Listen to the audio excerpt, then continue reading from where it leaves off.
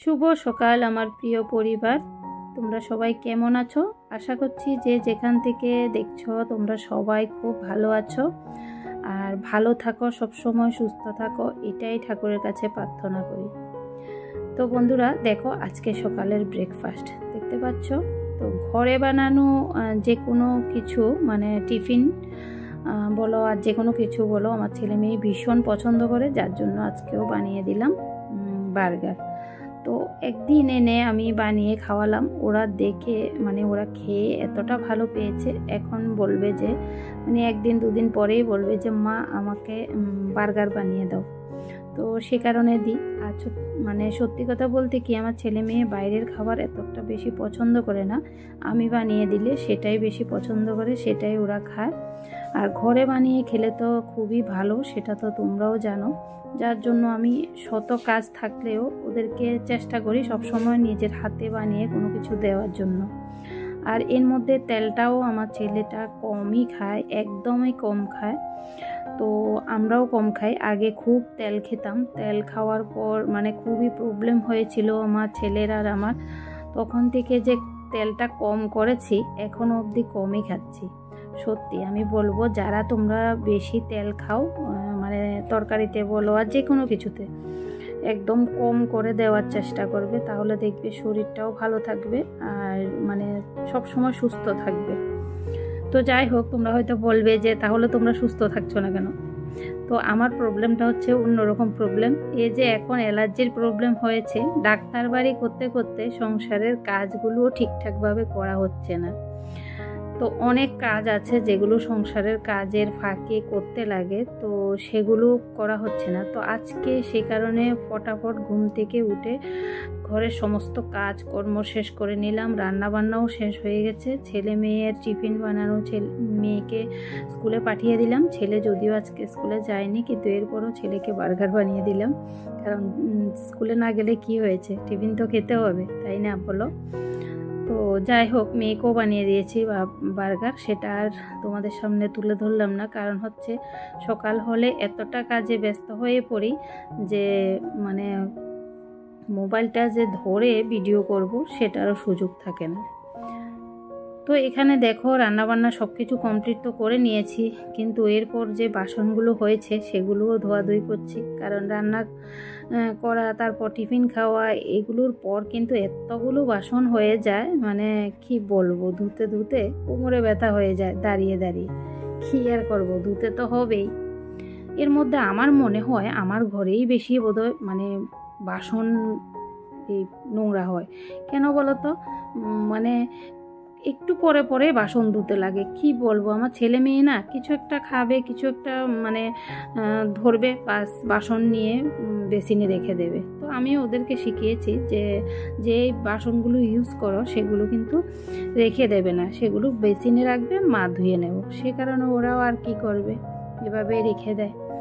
যাই হোক, রান্নাঘরের সব কিছু কমপ্লিট করে এখন এসে পড়েছি দেখো বিছানা গুছাতে। তো বিছানাটা এমনিতেও গুছানো ছিল, এরপরও আমার ছেলে একটুখানি পড়াশোনা করেছে, যার জন্য বিছানাটা এলোমেলো হয়ে আছে। তো ভাবলাম গুছিয়ে নিই, তো গুছিয়ে নিলাম।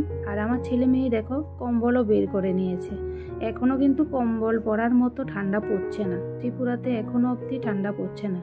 সত্যি বন্ধুরা, প্রতি বছর কিন্তু এই সময়টার মধ্যে মানে খুবই ঠান্ডা পড়তো, কিন্তু এবছর কি হয়েছে ভগবানই জানে, একদমই ঠান্ডা পড়ছে না, ভীষণ গরম। ফ্যান চালিয়েই ঘুমাতে লাগে, ফ্যান চালিয়ে মানে ঘরে থাকতে লাগে, ভাবতে পারছো? তো তোমাদের ওখানে কেমন ওয়েদার অবশ্যই কমেন্টে জানিও। আমাদের এখানে কিন্তু একদমই মানে গরম, মানে ঠান্ডা পড়ছে না, গরম লাগছে। তো যাই হোক, ওরা বাচ্চা মানুষ, ওদের কম্বলটা হলে ওদের ভালো লাগে, সেজন্য বের করেছে, কি আর বলবো।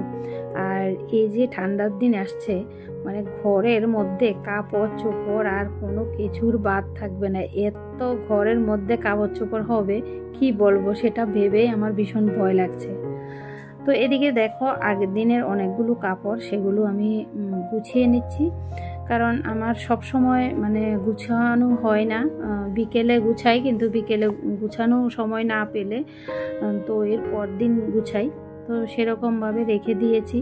তারপর দেখো এখন আমি ঘরটা ঝাড় দিয়ে নিচ্ছি, কারণ আজকে যেহেতু তাড়াতাড়ি করে সেরে নিয়েছি, আজকে একটা কাজ করব বলে ভেবে রেখেছি। কারণ প্রতিদিন ডাক্তার বাড়ি সংসারের কাজ এগুলো করতে করতে আজকে অনেক দিন হয়ে গেছে, এই কাজটা করা হচ্ছে না। এই যে দেখো আমার প্রিয় কাজ, সত্যি বন্ধুরা এই যে মেশিনটা আমার খুব প্রিয়, খুবই প্রিয়। কারণ হচ্ছে এই মেশিনটা আমার বিয়ের আগের মেশিন। আমি খুবই যত্ন সহকারে এটাকে মুছে মাছে মানে সুন্দর করে রাখি।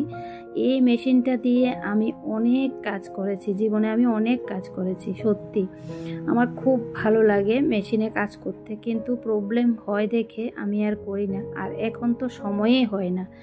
এর মধ্যে আমার চোখের প্রবলেম নিয়ে অনেক দিন মানে সময় চলে গেল, সেই কারণেও আর ভয়ে বসিনি, কারণ চোখে যদি আবার প্রবলেম হয় তো সে কারণে আর বসিনি। তো আজকে ভাবলাম অনেক কাজ পড়ে আছে, ঘরে যে ইউজ করার জামা কাপড় সেগুলো ফেটে ফুটে আছে, তো ভাবলাম একটু করে নিই। সত্যি কথা বলতে কি প্রত্যেক মেয়েদেরই এই কাজটা শিখে রাখা খুবই দরকার, কারণ ঘরের টুকিটাকি অনেক কাজ থাকে যেগুলো কথার সঙ্গে গিয়ে বাইরে করা যায় না, এর মধ্যে সময় সাপেক্ষেরও ব্যাপার আছে। সেজন্য প্রত্যেকটা মেয়েরই এই কাজগুলো শিখে রাখা খুবই দরকার। কারণ আমি নিজে করেছি, নিজে করি, সেজন্য আমি বুঝতে পারি। এই যে আমরা একটা শাড়ি কিনি, একটা শাড়ি কিনলেও দেখবে শাড়ির মধ্যে ব্লাউজ পিস থাকে, সেই ব্লাউজ পিসটা নিয়ে কাউকে দিতে লাগে, যারা জানে তাদেরকে দিতে লাগে, ওরা সেলাই করে দেয়। তো ওরা আবার আমাদের সময় মতো সেলাই করে দেবে না, যখন ওদের ইচ্ছে হবে তখন সেলাই করে দেবে। এটাও একটা ব্যাপার। এর মধ্যে নিজের জিনিস নিজের মতো করে সেলাই করা যাবে, সেজন্যই বললাম। আর তাছাড়া যারা মনে করো ঘরের কাজের ফাঁকে কোনো কিছু একটা করবে, তাহলে এই সেলাইটা করেও অনেক টাকা ইনকাম করতে পারে, যেমনটা আমি করেছি। ঠিক আছে, আমার হাজব্যান্ড জব করে, তো আমাকে বলেনি যে তুমি ইনকাম করো, কিন্তু এরপরও নিজে কোনো কিছু করে যদি 2 টাকা ইনকাম করা যায়, তাহলে সেটার থেকে বড় আনন্দের জিনিস আর কিছুই হতে পারে না। যদিও এখন আমি করছি না, কিন্তু যখন আমি কোয়ার্টারে থাকতাম তখন কিন্তু অনেক করেছি। আর যখন শ্বশুর বাড়িতে ছিলাম তখনও অনেক করেছি, কিন্তু এখন আর করা হয় না, কারণ এখন ছেলে মেয়ে একটু বড় হয়েছে, ওদের পড়াশোনার চাপ বেড়ে গেছে। তো ওদেরকে নিয়ে আমার সময় চলে যায়, তো সেজন্য আর বসি না। আর এখানে শহরে এসে ভাড়া বাড়িতে থেকে এটা তো অসম্ভব ব্যাপার, কারণ অন্যের বাড়িতে থেকে এগুলো করাও সুন্দর দেখায় না, সেজন্য আমি ছেড়ে দিয়েছি। তো যাই হোক, এখন সেলাই করতে করতে দেখলাম যে মেশিনটা ঠিকঠাকভাবে চলছে কিন্তু আওয়াজ ভীষণ হচ্ছে। তো সে কারণে একটু তেল দিয়ে দিচ্ছি, কারণ তেলটাও খুবই দরকার আমাদের। যেমন শক্তির জন্য খাওয়া দাওয়া করি, তো তেমনি মেশিনেরও তো এমন সেম অবস্থা বলো। তো যাই হোক, টুকিটাকি যে কাপড়গুলো সেলাই করা ছিল ছেলের আমার, তো সেগুলো করে নিলাম, মেয়েরও ছিল, তো সেগুলোও করে নিলাম। করে এখন দেখো ওগুলো গুছিয়ে নিচ্ছি। আর এখানে যে সুই ধাগা অনেক কিছু আছে, আমার মেয়েটা না কি বলবো, শুধু সুই ধাগা সব কিছু নিয়ে খেলা করবে। আমার এত ভয় লাগে, সে কারণে আমি লুকিয়ে রাখি সব সময়। তো যাই হোক, এখানে দেখো তোমাদেরকে দেখাবো, এই যে দেখো এই ড্রেসটা আমি অনলাইন থেকে অর্ডার করে এনেছিলাম। অনেক দিন হয়ে গেছে, কিন্তু সেলাই করতে বসতে পারছি না, যার জন্য পরতেও পারছি না। তো আজকে ফাইনালি ভাবলাম যে না, যখন বসেছি এটা সেলাই করেই উঠবো। আর এদিকে এই সেলাইটা করতে করতে আমার মেয়েও কিন্তু স্কুল থেকে এসে গেছে। ভাবতে পারছো কতক্ষণ সময় হয়েছে। তো সংসারের কাজের ফাঁকে ফাঁকে এই কাজগুলো আমি কিন্তু আগে খুবই করতাম, কিন্তু এখন আর সময় পাই না, যার জন্য আর করতে পারি না। আর তাছাড়া তোমরা তো জানোই সব সময় শরীরটাও ভালো থাকে না। দেখো আমি চশমা দিয়ে করছিলাম, কিন্তু চশমা কখন যে রেখে দিয়েছি আমি ভুলেই গেছি চশমা দেওয়ার কথা, ভাবতে পারছো। তো যাই হোক, এইটা সেলাই করে তোমাদেরকে দেখাবো ড্রেসটা কেমন। জানো তো বন্ধুরা, আমি এই যে সেলাইয়ের কাজটা এটা করে আমি জীবনে আমার নিজের শখ অনেক পূরণ করেছি। যেগুলো একদিন আমি তোমাদের সাথে অবশ্যই শেয়ার করব। যদি তোমরা দেখতে চাও অবশ্যই তোমাদের সাথে শেয়ার করব। তো যাই হোক, এখন দেখো তোমাদেরকে দেখাচ্ছি আমার ড্রেসটা কেমন।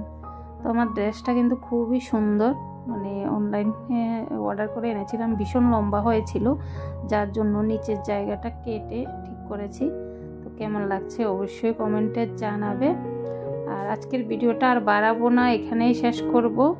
তো তোমাদের সাথে অনেক কিছু গল্প করেছি, কেমন লাগলো অবশ্যই কমেন্টে জানিও। তো টাটা বন্ধুরা, বাই বাই।